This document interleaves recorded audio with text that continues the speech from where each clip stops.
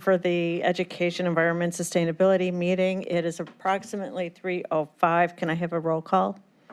As a reminder to all in attendance, this meeting is being recorded and live streamed on the county's YouTube page. Calling the roll, Ms. Simon. Here. Mr. Schlepper. Here. Mr. Hauser. Here.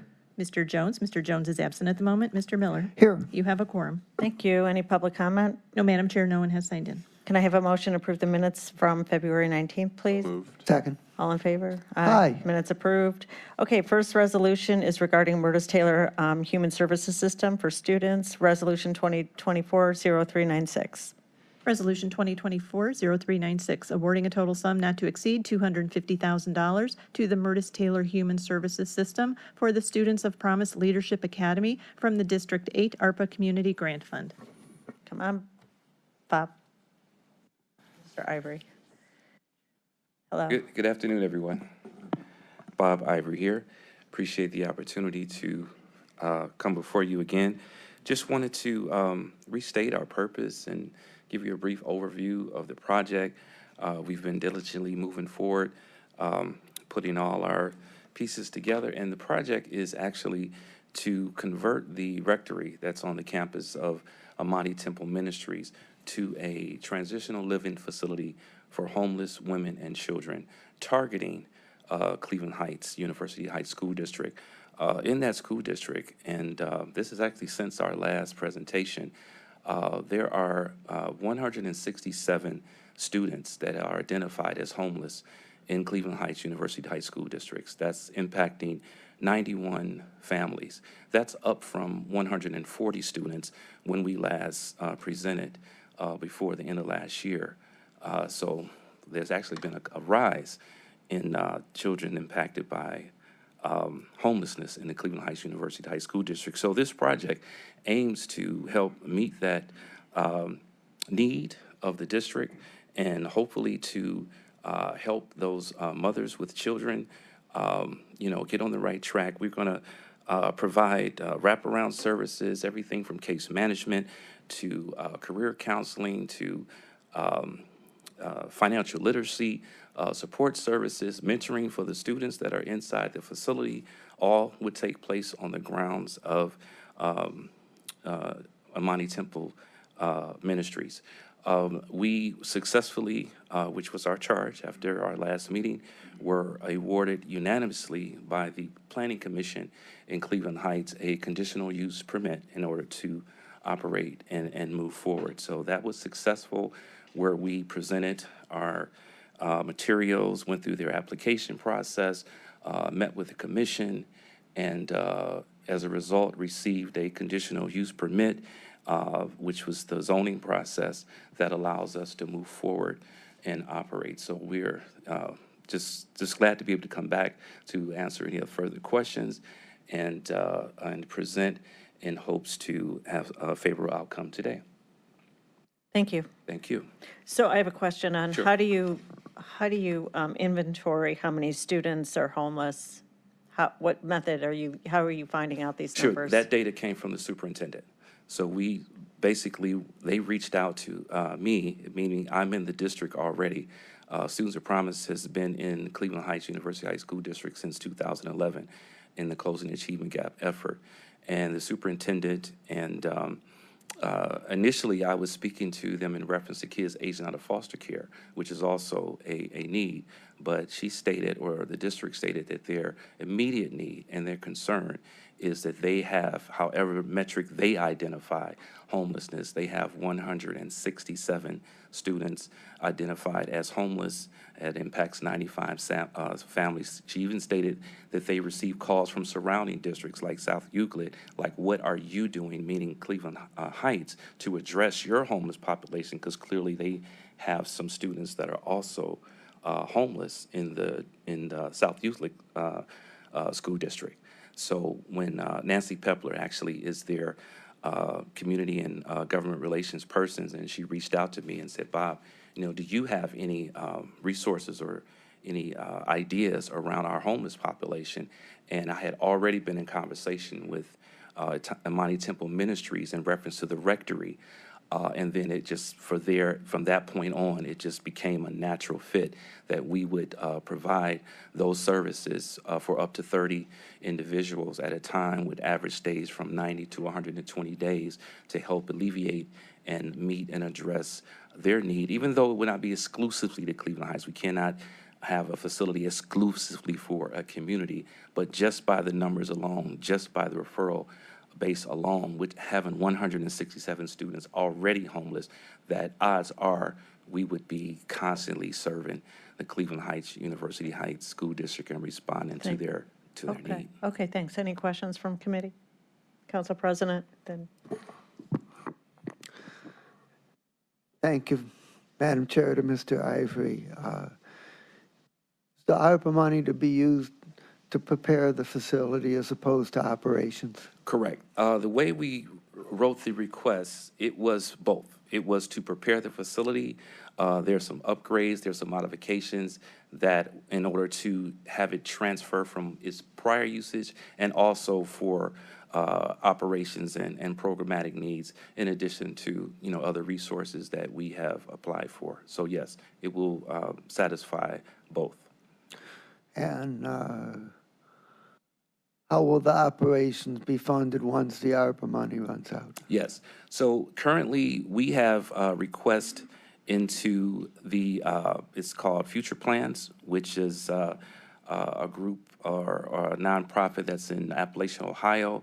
And we have a request pending with their organization for funding. In addition to, we met with State Representative Juanita Brett, and we're expecting an email at any day to see what the amount that we submitted to the state to be included in the state budget. So we submitted a budget for 26 and 27, and it's been submitted. We're just waiting, she said, for our record. We will get a notification soon as to actually what that amount is. We also have presented funding requests to PNC Connection. These are all stakeholders that we convened at Amani Temple Ministry in reference to resources, as well as requests to the Cleveland Foundation. So there is a sustainability plan for 25, 26, and 27, in addition to knowing that these are one-time dollars. So, Madam Chair, to Mr. Ivory, it would be very helpful to have some homeless services available outside of the downtown area so that people can get served in their own neighborhood. So I wish you the very best of success in making this work. Appreciate it. Okay.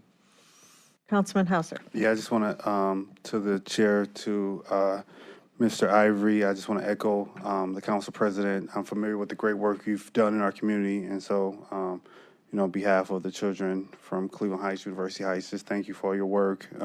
Please keep us updated on anything. As the county councilman for this area, I can do to support, and I would like to add my name as a sponsor. Thank you. Thank you. I want to let the record show Councilman Jones is here, and there's a question to my right from Councilman Schlepper. Fantastic. Hi there. Thank you so much for being here today. I just had a couple questions, I guess more 10,000-foot elevation perspective questions. First of all, the trend that I'm seeing here in terms of need, it's really troubling. 165 students in Cleveland Heights. I think they serve about, what, 5,000, 5,200 students? In that area. So that's getting close to 5% of their student population are dealing with homelessness.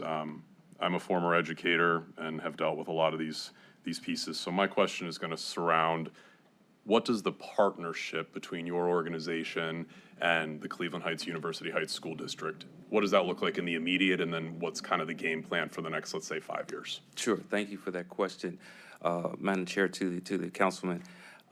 We've been in partnership. When I say we, Students of Promise has been in partnership with Cleveland Heights University Heights School District since 2014. So this is our 11th year in direct partnership.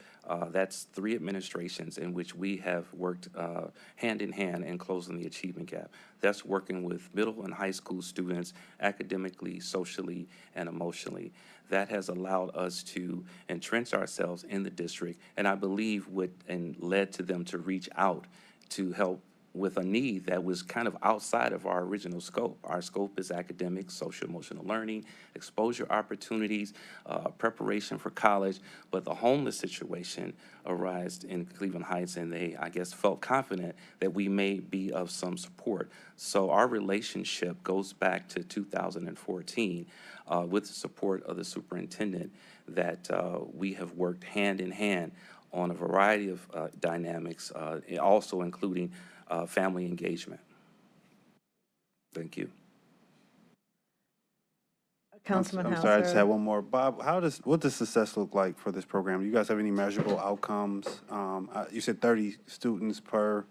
30 individuals total. So if you imagine, if we have 6 families, and say 6 families has at maybe 4 to 5 in their household, so that's how we came up with the number and the capacity to serve to be 30 individuals at a time. So a successful model would be after that 90 to 120 days that we find permanent housing, permanent living situations for those families that will be transitioning.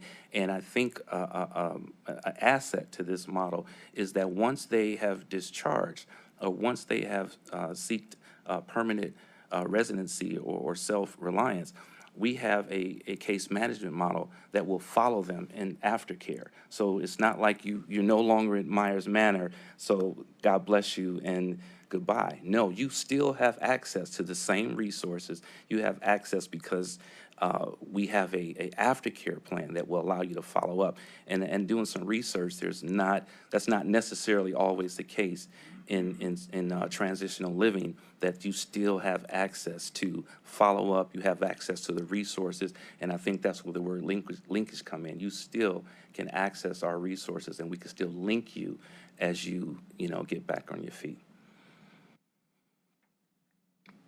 Questions? I don't know if you want to wait till the end to talk. This is your legislation, right? So, okay. Chair. Thank you, Madam Chair. I just want to take a moment just for the sake of our new members to see the big picture of how this started. If we go back, as you said, back to 2014, a year before that or so, we built a brand new county library in Garfield Heights. It was on Turney Road. And we did our ribbon cutting, and you did what we do as elected officials.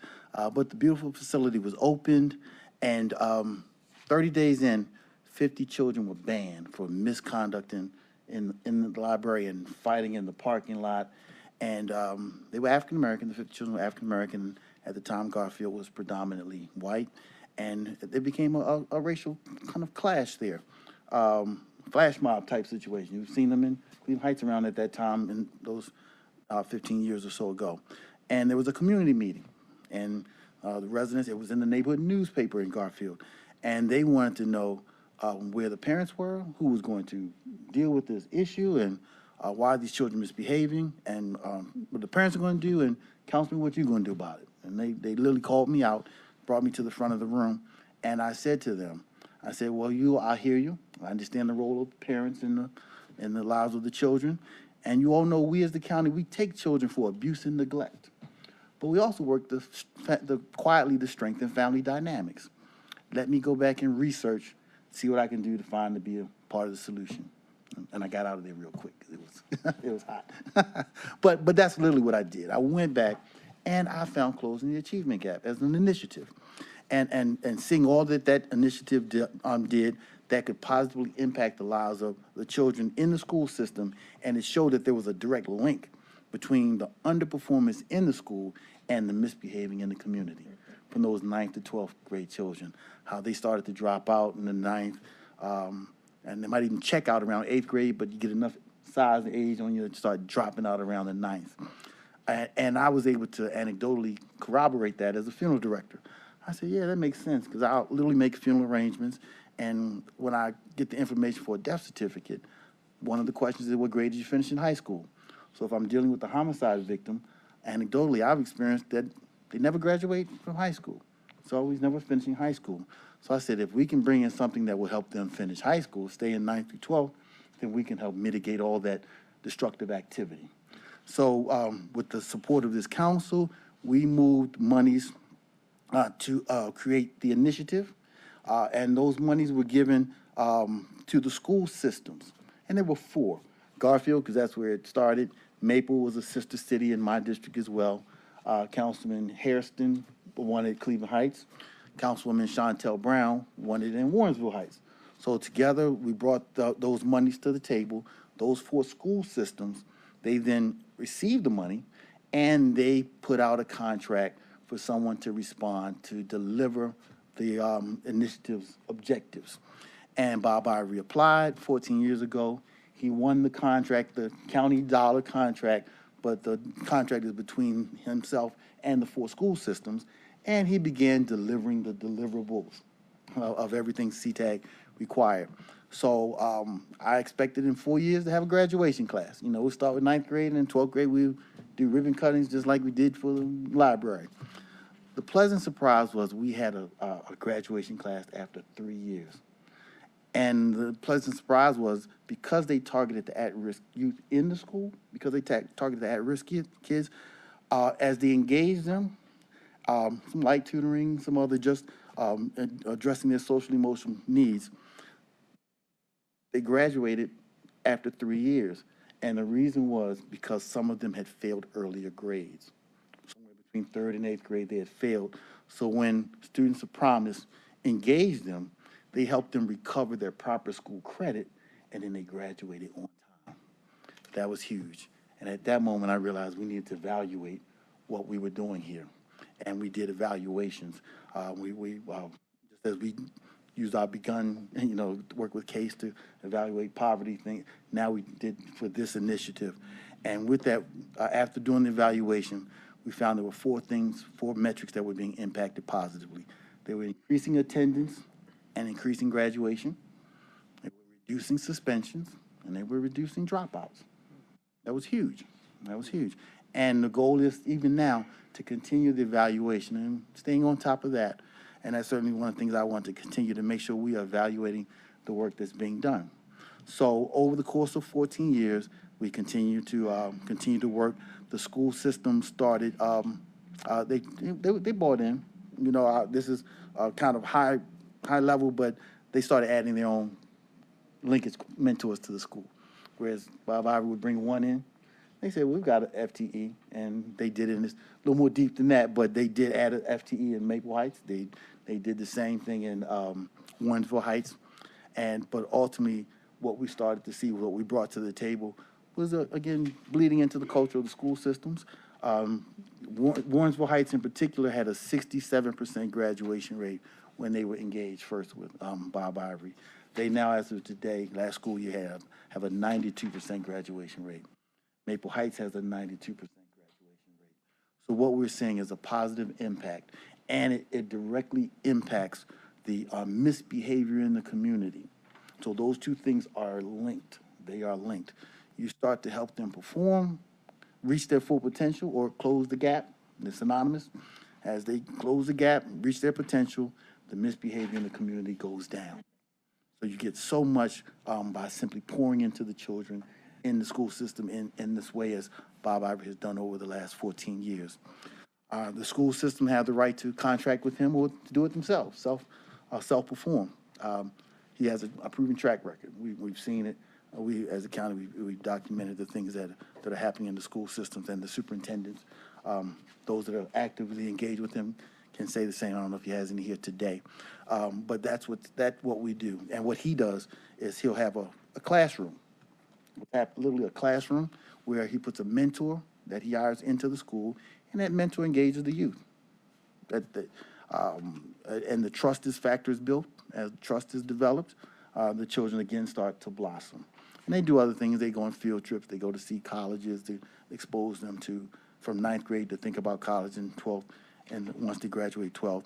But that is literally what is happening. It has been going well, and we want to see it continue. But here's where the connection is to what's happening now. Now that he is partnering with the local church, they have a base of operation.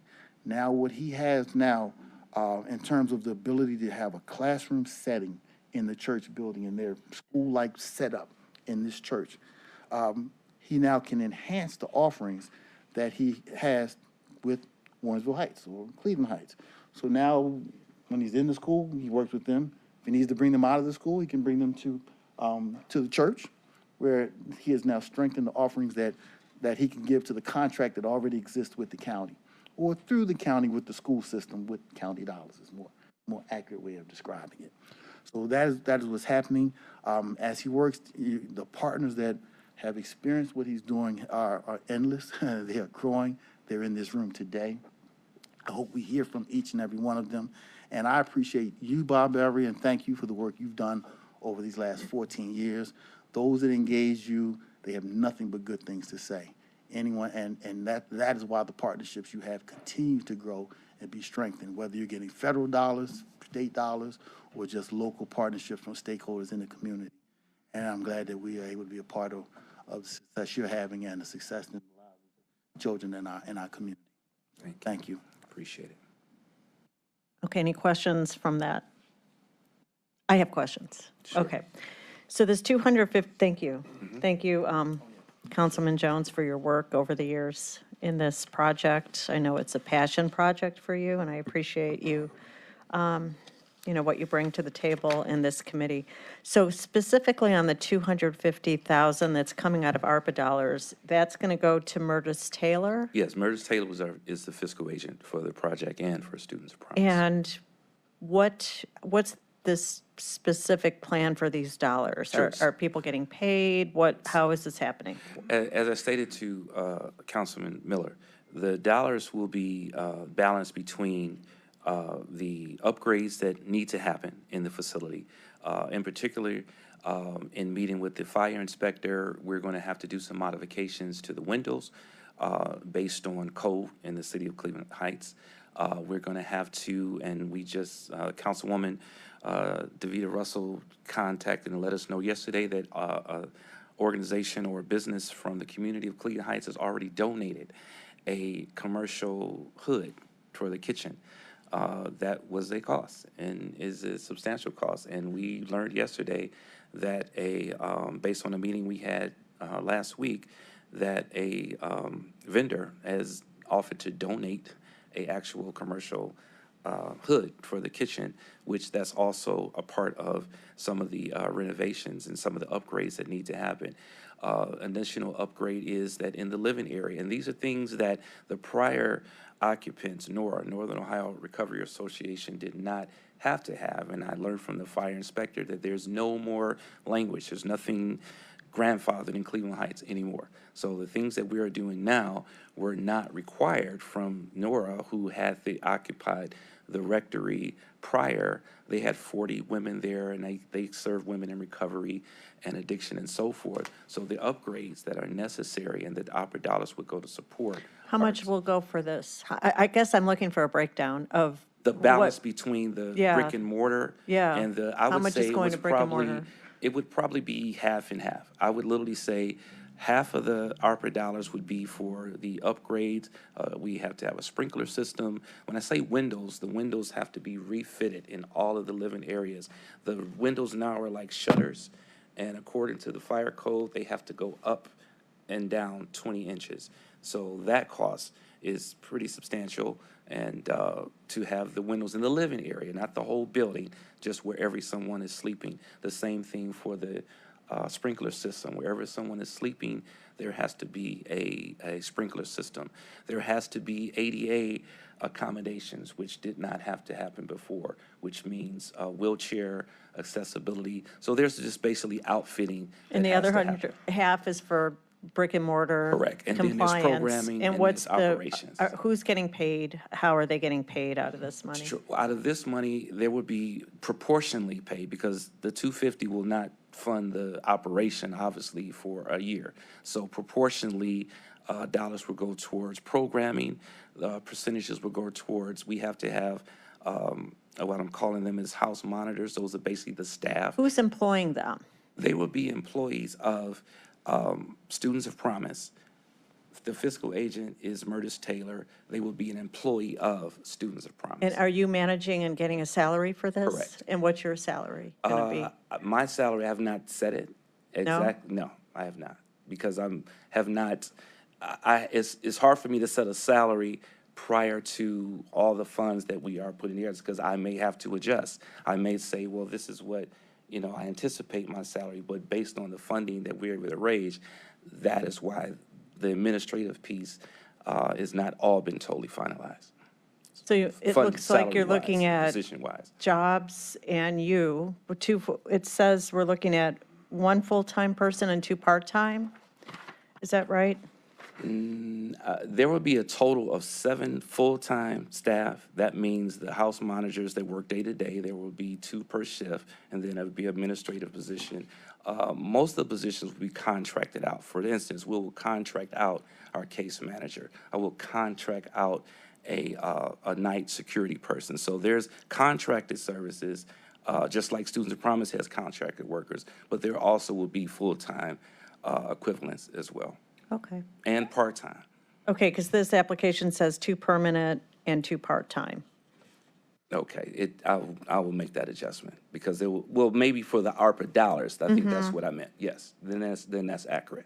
And then you're expecting and hoping to get another 250 at least to fund your. We're expecting more than And that. what's the projected timeframe that this budget of 591 would be applying to? As I stated earlier, Councilwoman, I'm expecting any day now to hear from Juanita Brett as her budget is being released. I'm expecting any day now from PNC. They were expecting their budget to be released on February 17th, but there's been some delays. No, my question is, for what time period will this money carry you through? Because it's a budget of 591, and what period is Yes, that that budget? budget will take me through 24 to 25. That would be, Just this year? yes, correct. 591 for 1 year? Correct, but the Total. other, yes, because we're already in March, or you might as well say we're getting into April. But the budgets that have been submitted are all 3-year budgets. So they're all based on 25, 26, 27. And I could provide you with that as well. Because the same question you asked, the funders that we were approaching, they said the same thing, like, what do you need past, this year? And so I put together a budget for 25, 26, 27, and submitted it to the prospective funders that expressed interest in supporting the project. Okay, well, these are ARPA dollars sponsored by my colleague, and we're, as a committee, I think, supportive of this project. Just some details, and I appreciate you coming back with the conditional use that was, I felt, needed And I to appreciate that. authorize the dollars, and good work on getting that, and support from the mayor, from the councilwoman, and from the school, I think, superintendent, right? Yes, yes. Okay, well, good job. And revitalizing and, just redefining how a building and rectory can operate to serve a current need. So with that being said, if there's no more questions, do I have a motion to move this? Did we actually hear from, and I apologize, I was with a constituent. It made me run a few minutes late. Did we hear from individuals here in the room? We heard from Mr. Ivory. I'm not sure, we have a lot of individuals in the room. I mean, are I they would like to hear from, well, Well, I'm not Pastor- sure who- we Pastor need Shepard everybody, is but go probably- ahead. Yeah, he can I'd like speak to know for who's the, here. Bob can introduce them. Hello, everyone. I am Pastor Shepard, and again, I am just honored to be here today to speak on such a wonderful opportunity to serve this community. Being able to give back is everything. Being able to, and I said before we went to Cleveland Heights that we're all just one phone call away from tragedy. And so this gives us an opportunity to meet the need of society. And so we just, at Imani Temple, some of our board is here in support of Bob Ivory and this initiative, and we want our community, our church, to be a total wraparound effect of healing. And that's what we're about. That's what we've come to do, is just to support initiatives that will be a blessing to the community. Tell us your name again, Reverend. Shepard, Reverend Darian J. Shepard. Yes, sir. Well, I appreciate all of your work, Reverend. As I mentioned about the youth, one of the issues is homelessness. How can you learn 2 + 2 = 4 if you're at home struggling without a home? Right. You know, so this added service is again the connection to that fundamental work of working with the children in the school in Cleveland Heights. Quietly, that challenge of homelessness in Cleveland Heights is a serious issue. It's a serious issue. We look forward to just being able to be a help to this society and this community. Could your board stand just so we can see? Yes, members of our board, if you would stand, and our ministry team. Man, Thank you. Thank you for your work. thank you. Who else did you bring, Bob? That was it. Okay. Oh, like I said, Councilwoman Davita Russell was coming. She was actually going to ride with me, but she had to tend to her mother. She had to tend to her mom, and that's why she's not here. And you should have received a letter. We have a letter from her Ken of and support. from, Oh, yeah, that's Ken why I mentioned Surratt it. Yeah. as well, who's on the Planning Commission, and he couldn't make it, but he submitted a letter as well. Okay, great. Thank you. Okay, do you want to make a motion? I'd like to make a motion that we move this to the full council, 3 readings? Yes. Unless there was a request, or 3 readings. Okay. Do I have a sec? Who did? Dale? Miller? President? Okay, all in favor? Aye? Aye. Any opposed? Okay, thank you for coming back so, with all these details in order. I appreciate it, and I'm sure we'll hear back Okay. to see how it's going at some point. Please, and thank you all for your leadership. Thanks. Okay, next item. Resolution 2025-0071, awarding a total sum not to exceed $5,000 to the Case Western Reserve University Office for Diversity, Equity, and Inclusive Engagement for the 2-day experience to empower Black women from the District 9 ARPA Community Grant Fund. Good afternoon. Thank you, members of the council. My name is Julian Rogers. I serve as the Associate Vice President for Local Government and Community. Mr. Rogers is an alumni. Does everybody know? It's District 10, original. Sorry. I got to call out, shout that out. Go ahead. Former chair of this committee as well. Yes, exactly. And an author of our education assistance program that's Thank you. still moving forward Excellent, and thank you. robust. So Yes, thank you. appreciate All it. right. Thank you for the opportunity to be here. We want to apologize. We were supposed to be here at your last meeting. There was a communication error on our part. So thank you for granting us the opportunity to come here today to talk about a fantastic conference that was just hosted this past weekend.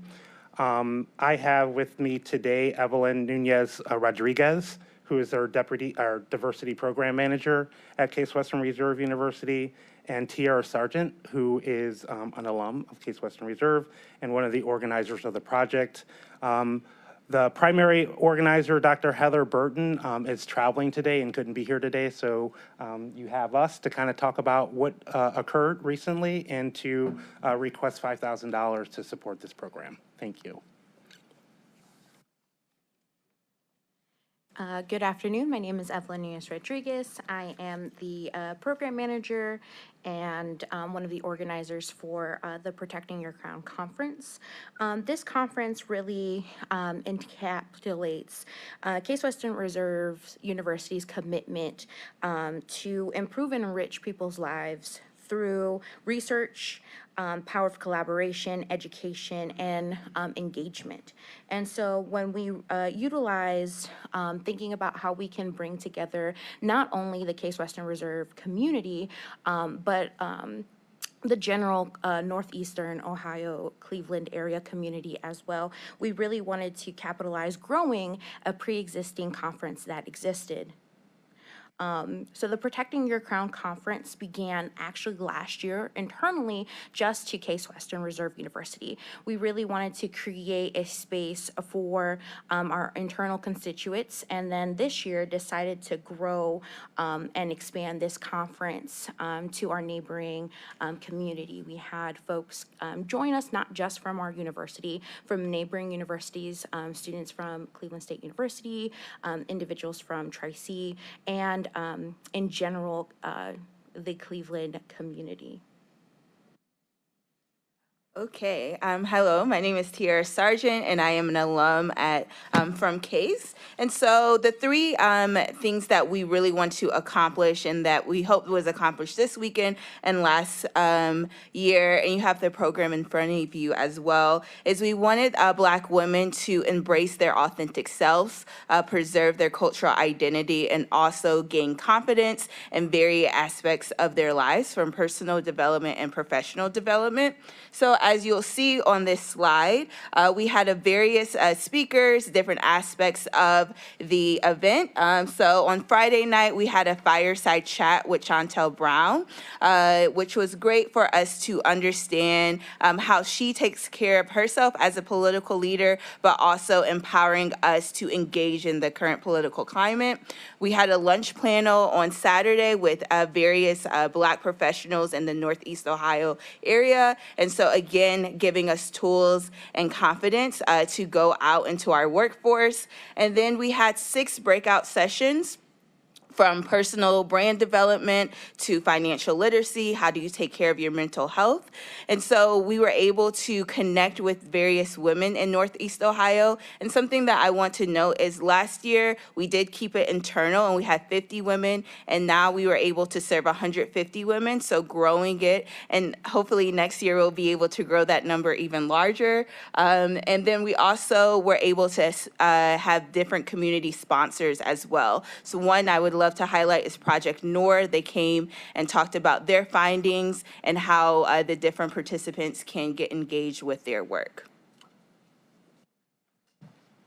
So when we're thinking about growing the conference from its first year to this year, we had a total projected budget of $23,150. We did secure individual and corporate sponsorship. We were able to also, from the Office for Diversity, Equity, Inclusive Engagement, deliver some of our budget towards assisting and supporting this conference. We also did charge different tiers, so anyone external from the university is $100. So we were able to get some of the funding through attendees and registration fees as well. This year, we're happy to say that we ended up being under our projected budget of around $21,000.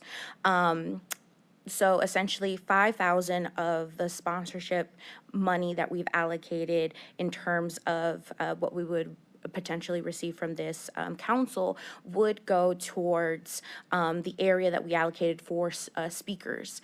Speaker fees, as you can see in the booklet in front of you, we really wanted to be robust in who we invited to our conference to be able to engage.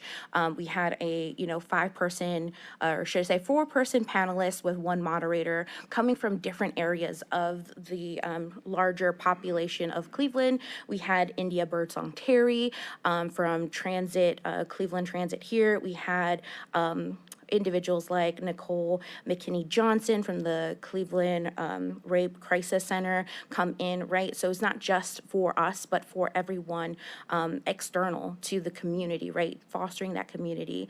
And so our goal is to be able to use sponsorship money to be able to foster the speaker fees that we inquired in, trying to bring in such accomplished individuals to as they delivered, right? Really in great knowledge, experience, and foster that community. Thank you. Questions? Did you get the venue without charge at Case, or did they charge? Where was this, and how were you charged? Yeah, so we used our Twing Student Center, and so departments do pay a fee for acquiring space because setup and breakdown are done by the student employees, so that is their way to be able to provide that funding for student employment. So offices do pay rental fees, so we did inquire those costs. We have also, things How much were those? Do you remember the rental fee? Off the top of my head, I do not, since it was a multiple day event. But Dr. Burton does have an itemized list of what that would have been. Okay. Okay, great. Glad you had a good conference, and Look forward to it. You doing it next year? Can I have a motion to move this to the next full council? Or do you have a question? Yeah, when is the conference again? They had it already, Oh, I already had it. So this is this just past when- weekend. Okay, You missed it. all right. But I if missed you it. wanted I to missed save the it. date for next Yeah, year's that's conference, Okay. I'll let you know. Okay, all right, well. So, I have a question. Okay. It's to Julian. Mr. Rogers. My question is whether Case Western has run into any trouble with the federal authorities for having an office for diversity, equity, and inclusive engagement. No. We have not. Hope it stays that way. So, I mean, there's a lot happening in the higher education space, not only here in Ohio, but nationally. And so universities, throughout the country are identifying ways to make sure that we are aligned with both the state of Ohio and federal government. You're responding gingerly, so I'm going to just leave it at Oh, that. you can talk to him offline. Madam Yeah, we're Chair. all on pins and needles, but go ahead. Chair. Yeah. So, I know that even though it's a private university, I'm sure you receive federal funding of substantial amounts for various research and other projects. It's quite substantial, yes. I appreciate that gingerly, but this is a new day. It's a new time, and people being very vocal about how they're feeling. Conversation around woke, woke simply means being empathetic. If you go back to, when George Floyd, the foot on his neck, an empathy was developed at that moment that had not existed in the days before, and that was woke. Okay, simple as that. Who's empathetic? If you are, if you want to be empathetic, or you don't want to be empathetic. Simple as that. So it's a time when we have to commit to our DEI for we're almost retrenching, and continue to support and create a level playing field. And what I see is just another opportunity to, with this, to just create a level playing field. We see it in sports all the time. The playing field is level. If you want to win, you're going to, regardless of color, you're going to pick and you're going to have a mixture of everyone. Simple as that. Sports wasn't always level. Now it is level. Now we're still trying to level everything from accounting firms to law firms and everywhere else, So that's what we want to continue that fight. And again, I support the work that you're doing and the space that you're in. So thank you. Thank you. Yeah, good luck. So I made a motion to move this out of committee for second reading at the next council meeting. Second. Thank you. All in favor? Aye. Any opposed? Okay, thank you so much. Good to see you. as Thank you. And we usual. do want to thank Councilwoman Meredith Turner for her support of this. She was at the conference. So, thank you. Okay, next item. And Madam- Resolution Madam 2020 Chair, Council President? as you an wanna- alumni of Case Western Reserve University, I'd like to have my name added, please. Okay, I'm an alumni also, so I'll add my name. My wife is an alumni, so I will add my name. Anyone else? Case alum? Okay. Thank you. Okay. So noted. All right, next item. Resolution 2025-0081, awarding a total sum not to exceed $10,000 to the Black Environmental Leaders Association for the Jacqueline E. Gillen Annual Scholarship Celebration from the District 9 ARPA Community Grant Fund. I see our staff approaching. I don't think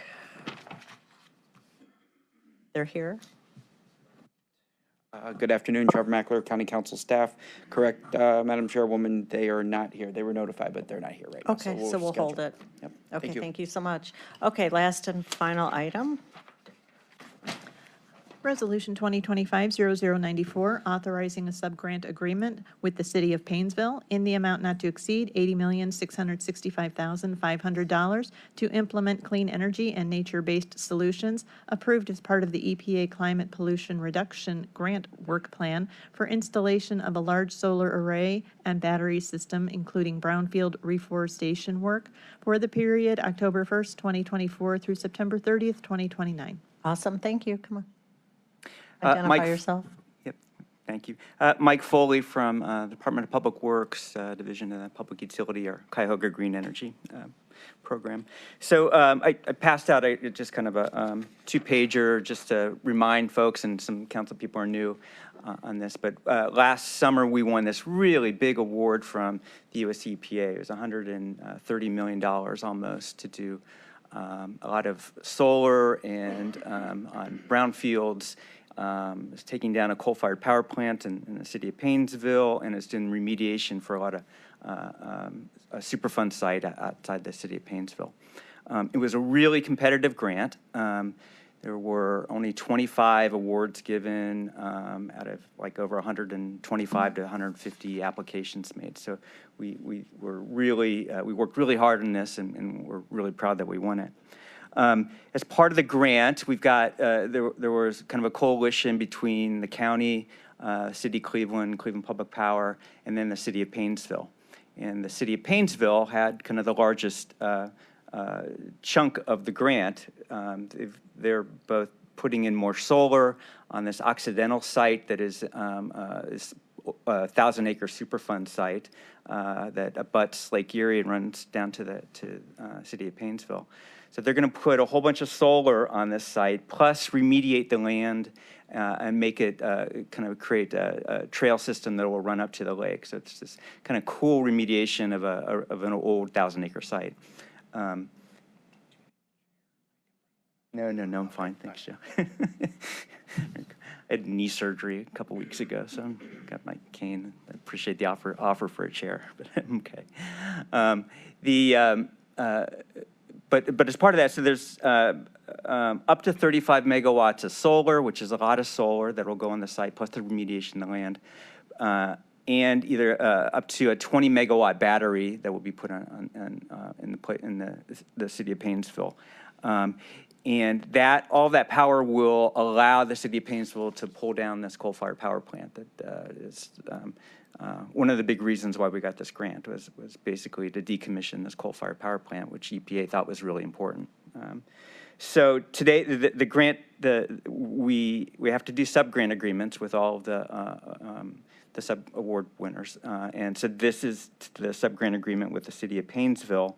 It's up to $80 million. It's over 5 years. I know the questions were asked with Manufacturing Works a couple weeks ago. Hey, is that money there? Are we, worried about the money coming down from EPA? Well, we are, but the money is on right now. So the dollars have been made available to us. And these are conversations with EPA recently. We met with them both yesterday and today on a couple of different grants. Is that they're saying, hey, move forward with this stuff. You guys have a grant agreement from the federal government. It's money passed by Congress. It was signed by the president. You're in good standing with EPA. You should be good to go. And so we believe that, right? And there's been some court cases that have come out on kind of other elements of the Inflation Reduction Act that have said kind of the similar thing, kind of broad language around the administration just can't willy-nilly cut these grants off.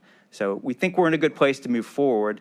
The contract does say if money comes off, then we're not liable to making payments to the city payments or any of the sub-grant agreements. It's all of a sudden the dollars are cut off. So with me today, by the way, I have Joe Price, who is head of the Paynesville Municipal Power System, and Joe's a great partner and really knows his stuff on all things energy.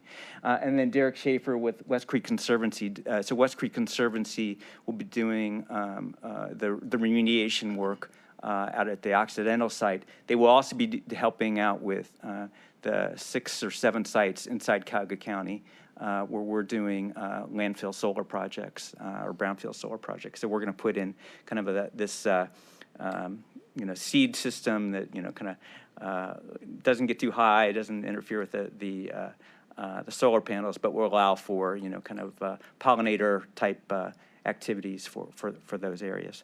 I should say that within the grant, so the county is going to get, between the county and the city, we're going to get about $50 million. And on the back of the kind of the one pager is a map of where all the sites are at. So with that, I think we're all willing to take any questions. If you Questions from committee? So I have questions. So is this coal power plant currently in operation and providing energy to the city? Painesville's been in the public power business and supplying power. Mr. Price, right? Yes, thank Okay, you very much. for the And a record. Cuyahoga County resident. I happen to work really? in Lake County, yes. Okay. So it's been a public power system since 1888. So it has generated power, and it was fully sustained by its own generation, the coal-burning fire plant, until 2011, when we were determined to be in a non-attainment zone for air quality, and that's basically more because of what comes from the west, Lorraine County, Cuyahoga County, into Lake County, because Lake County doesn't really have the industry that the other counties have. So from that time forward, we had to move by 2014 into just peak shaving. So we only run the plant now about 20, maybe only 15 times a year, only when needed. But it is still a lot to get it up to speed, and this project will allow us to not only provide the peak shaving that normally takes us 18 to 19 hours to build up to. With the battery component, it'll allow us to deliver that same power in a millisecond instead of 18 to 19 hours. So that's what we're vying for in this project. And at that point, we'd also be able to completely decommission the coal burning asset of the plant. Thank you. What's the time frame for this large project? As soon as they give me the money, we'll do it. We're prepared. We've performed additional studies. There were some really quick numbers assembled. The numbers are good. However, we've taken it and moved the study into a different category. Originally, they were calling for only 10 megawatts battery. When I came on in August into working for Painesville, the suggestion I made is let's look at 20 and see how it'll impact our capacity. So by going to 20, again, I don't have to run the plant at all, and we could decommission the plant. The plan was late 2027. I think we'll have it decommissioned before probably early 2027. If we can get through the materials in the industry, if we can get everything delivered, installed, and operational before that time. As soon as I can get the 20 megawatts of battery, the solar is going to be great, but we could deliver decommissioning at that time. So decommissioning, does that mean this plant is going to be demoed, or are you going to reuse it for this other purpose? Well, we have a lot of conversations about that. We could repurpose the facility. There are assets in there that other countries would purchase. They'd be glad to have. We have 4 generators in the plant, and they date back into the 40s and 50s, but to this day, they operate exceptionally well. However, my viewpoint's a little bit different. I want to make it a studio set for Mayor of Kingston. So it's just a great old building. The building was built in 1903, and when you walk through it, you can have a great appreciation for what all the generations before us have done to provide power through the past 100 years. A museum. Pretty much. Yeah. So what about tariffs in this discussion? Solar panels, where they come, I thought they're domestic, but is that still the case? We're getting them domestically, or are we going to have to worry about tariffs now? Yeah, so those are things we have to think about, but we are trying to get, at least in terms of the panels, American-made panels. It's one of the requirements that was put into the grant. The problem is, are there enough American-made panels? And so there is a waiver if there's not American-made panels. But tariffs, the new tariffs on Canadian and Mexican and Chinese panels, we're just not sure yet. So those are things we're going to have to work through. And batteries, I think it's probably the same. Yeah, the battery portion is the one that we know will meet the BABA requirement. The panels we have a waiver on. However, there are 2 factories in Ohio already producing panels, and while their components come from outside the U.S., we're pushing another element that we've kind of thrown into the project, Build Ohio, Buy Ohio, Build Ohio. So we'd like to see if they can do it. Now, they have supply issues as well, and but they seem excited about providing product for something local in Ohio. So that from that standpoint, I think it's something we all can work with. Go ahead. Councilman Schlepper. Yeah, through the chair, I just had a couple more educational questions to educate myself. Thank you both for being here, all 3 of you actually. This is exciting work. Can you describe to me, when you talk about nature-based solutions, can you just kind of, for those of us that are laymen to this, what does that involve and what does that kind of look like? That's Derek. Hi, good afternoon. I'm Derek Schaefer with West Creek. The nature-based solution here will take on many forms. I mean, the Lake County site is approximately 1,100 acres, though it won't be the entirety of it that obviously gets the solar, or actually there'll be parts of the property we won't touch, but like Mike referenced, there'll be pollinator habitat in between the paneling systems, as well as areas where we can reforest or otherwise restore. I mean, it's a significant area. There's about 1.5 miles of the Grand River that runs through the one property alone, that runs up to the coast, or to Lake Erie. So whether it's reforestation, pollinator, prairie habitat, wetland restoration, it'll take on multiple forms in terms of nature-based solutions, and each of the other Cuyahoga County sites will have kind of a similar practice. Because you want to be able to replicate this. I mean, the idea of taking brownfields and revitalizing or adaptively reusing and have that nature-based solution, have that alternative or green energy component, and then you have that recreational component so you can invite people in and kind of take them through and through this site and out to Lake Erie. My second question was, and thank you, brownfield remediation can be tricky and cumbersome in the best of circumstances. And first of all, will you just describe what a brownfield reforestation specifically looks like? Because I know that's a little bit different than just, you know, amending a site. And then what would be the costs to complete this particular piece of the work? So when we talk about nature-based solutions, just generally speaking, what percentage would you say roughly of these dollars would go toward that particular work? $3 million? Yeah, it's around $3 million dedicated just to the majority of it at the Occidental site. And you're right, so brownfields and then landfills are a little bit different category than just brownfields in general, and so we've got some actual landfills. So there's strict regulations around landfills. Brownfields, which is the Occidental site, is a little bit more looser, so that's where they're going to be doing kind of more the trail making and the planting. But landfills specifically, you're not allowed to break the cap of a landfill. So, and we have experience with this at the county. In the city of Brooklyn, we've got almost 4 megawatts of solar. It's 35,520 panels that we developed a project there, and we're running that electricity in the county building. So we've got some experience in knowing what you can do on landfills, what you can't do on landfills. And a large part of it will be in partnership with Occidental, the current landowner, on the Painesville site specifically. I mean, there's a lot of grading and sculpting and capping. I mean, when we talk about brownfield remediation, and we've done our handful as an organization across a couple counties, it is important to protect that cap, to protect the drainage, to not perforate it in any way, shape, form. And these, each of these sections within the Occidental site will have specific regulations that we have to stick within. So where the solar goes is going to be one kind of facet, where the recreational trail goes, another facet. And then how do you hybridize that with the restoration component around the riparian area? Because it's an amazing section of the Grand River. So you kind of walk out the forest edge, the riparian area from the Grand, and then you blend in pollinator habitat. And on the Cuyahoga sites, you don't perforate the cap with a bunch of tree plantings, but you can work it in the pollinator habitat.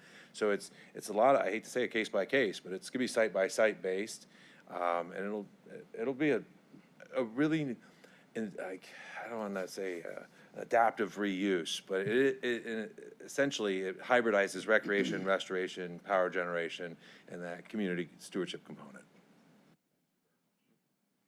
It's amazing. Councilman Hauser. I just had a question through the chair to the speakers. Is there any environmental risks associated with this project? So I guess I'm the lucky off-taker of the various properties. We can insulate ourselves from that risk when we work through it with the regulatory entities. So our organization is the main component on the Occidental site, the main bigger brownfield. The other landfills, I'll have to defer to Mike. But on our side, we've dealt with brownfields and other, we'll just call them hairy sites before. We've been able to work through those regulations and those situations that protect our organization, but also protect the investment made over years by Occidental, because they've thrown a tremendous amount of money into this site, reclaiming, restoring, and treating it. And we want to make sure that our efforts are kind of symbiotic with what they're doing. And just for the Cuyahoga sites, I mean, you know, those are things we have to engineer for, right? And understand when we build these things out. The one kind of interesting site, the really interesting site, at least in Cuyahoga, is the Harvard Road landfill, which is in between Cleveland, Garfield, and Cuyahoga Heights. And it's a legal nightmare. It's just been in receivership now for 15 years. But it hasn't been taken care of in a lot of respects. So right now, one of the contracts we're going to bring into you, or bring into probably Board of Control in the next, hopefully month, is just we're doing a slope study just to see how much, how stable the slopes are, how much solar we can put on those sites. When we put the grant in, EPA was impressed with us, but there is some further engineering we need to do to just make sure that, while we have like maybe 9 megawatts of solar going at Harvard, we may not be able to put 9 megawatts there. Maybe it's only 6, right? And so we can take that 3 megawatts and put it somewhere else. But those are things that we still have to do some further refinement on. I just had one more question, and again, thank you for humoring me here.